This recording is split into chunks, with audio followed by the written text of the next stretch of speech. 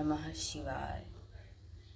आज मैं आप लोगों को हरितालिका तीज व्रत कथा सुनाने जा रही हूँ। हरितालिका तीज पौराणिक व्रत कथा। हर हर महादेव। तो शुरू करते हैं व्रत कथा। एक बार भगवान शिव ने पार्वती जी को उनके पूर्व जन्म का स्मरण कराने के उद्देश्य से इस व्रत के महात्म्य की कथा कही थी। श्री भोले शंकर बोले, हे गौरी, पर्वतराज हिमालय पर स्थित गंगा के तट पर तुमने अपनी बाल्यावस्था में 12 वर्षों तक अधोमुखी होकर घोर तप किया था।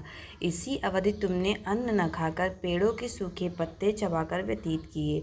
माघ की विकराल शीतलता में तुमने निरंतर जल में प्रवेश करके तप किया। बैसाख की जला देने वाली गर्मी में तुमने पंचाग्नि से शरीर को तपाया। श्रावण की मूसलाधार वर्षा में खुले आसमान के नीचे बिना अन्न जल ग्रहण किए समय व्यतीत किया। तुम्हारे पिता तुम्हारी कष्ट साध्य तपस्या को देखकर बड़े दुखी होते थे। उन्हें बड़ा क्लेश होता था। तब एक दिन तुम्हारी तपस्या तथा पिता के क्लेश को देखकर नारद जी तुम्हारे घर पधारे। तुम्हारे पिता ने हृदय से अतिथि सत्कार करके उनके आने का कारण पूछा। नारद जी ने कहा, गिरिराज, मैं भगवान विष्णु के भेजने पर यहाँ उपस्थित हुआ हूँ। आपकी कन्या ने बड़ा कठोर तप किया है। इससे प्रसन्न होकर वे आपकी सुपुत्री से विवाह करना चाहते हैं। इस संदर्भ में आपकी राय जानना चाहता हूँ। नारद जी बात सुनकर गिरिराज गदगद हो उठे। उनके तो जैसे सारे क्लेश ही दूर हो गए। प्रसन्नचित्त होकर वे बोले, श्रीमान, यदि स्वयं विष्णु मेरी कन्या का वरण करना चाहते हैं तो भला मुझे क्या आपत्ति हो सकती है। वे तो साक्षात ब्रह्मा हैं। हे महर्षि, या तो हर पिता की इच्छा होती ही है कि उसकी पुत्री सुख संपदा से युक्त पति के घर की लक्ष्मी बने। पिता की सार्थकता इसी में है कि पति के घर जाकर उसकी पुत्री पिता के घर से अधिक सुखी रहे। तुम्हारे पिता की स्वीकृति पाकर नारद जी विष्णु के पास गए और उनसे तुम्हारे ब्याह के निश्चित होने का समाचार सुनाया। मगर इस विवाह संबंध की बात जब तुम्हारे कान में पड़ी तो तुम्हारे दुख का ठिकाना न रहा। तुम्हारी एक सखी ने तुम्हारी इस मानसिक दशा को समझ लिया और उसने तुमसे उस विक्षिप्तता का कारण जानना चाहा। तब तुमने बताया, मैंने सच्चे हृदय से भगवान शिव शंकर का वरण किया, किंतु मेरे पिता ने मेरा विवाह विष्णु जी से निश्चित कर दिया। मैं विचित्र धर्म संकट में हूँ। अब क्या करूँ? प्राण छोड़ देने के अतिरिक्त तब कोई विशेष उपाय नहीं बचा। तुम्हारी सखी बड़ी समझदार और सूझबूझ वाली थी। उसने कहा, सखी, प्राण त्यागने का इससे कारण ही क्या है? संकट के मौके पर धैर्य से काम लेना चाहिए।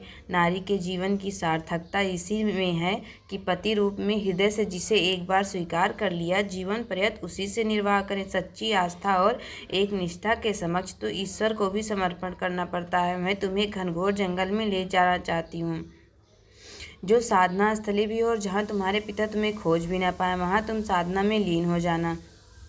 मुझे विश्वास है कि ईश्वर अवश्य ही तुम्हारी सहायता करेंगे। तुमने ऐसा ही किया। तुम्हारे पिता तुम्हें घर पर न जाकर बड़े दुखी तथा चिंतित हुए। वे सोचने लगे कि तुम जाने कहाँ चली गए। मैं विष्णु जी से उसका विवाह करने का प्रण कर चुका हूँ। यदि भगवान विष्णु बारात लेकर आ गए और कन्या घर पर न हुई तो बड़ा अपमान होगा। मैं तो कहीं मुँह दिखाने की योग्य ही नहीं रहूँगा।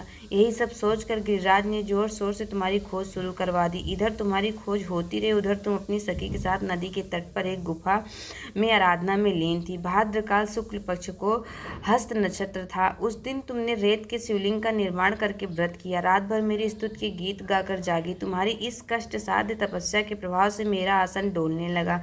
मेरी समाधि टूट गई।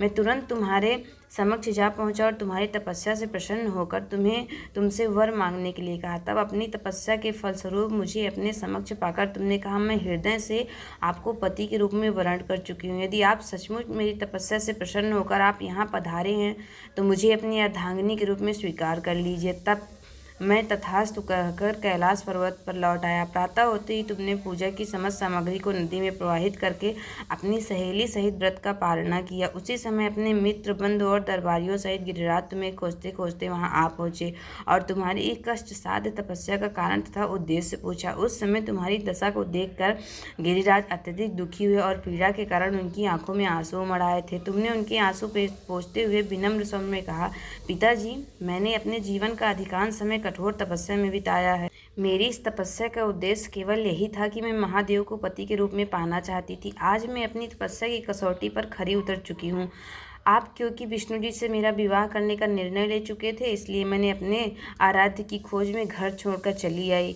अब मैं आपके साथ इसी शर्त पर घर जाऊंगी कि आप मेरा विवाह विष्णु जी से न करके महादेव जी से करेंगे।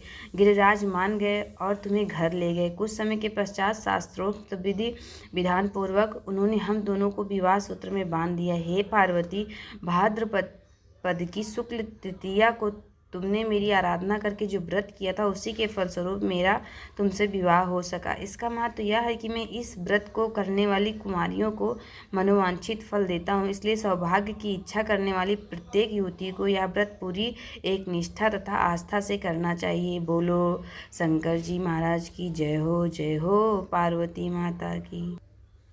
हर हर महादेव शंभु, काशी विश्वनाथ गंगे।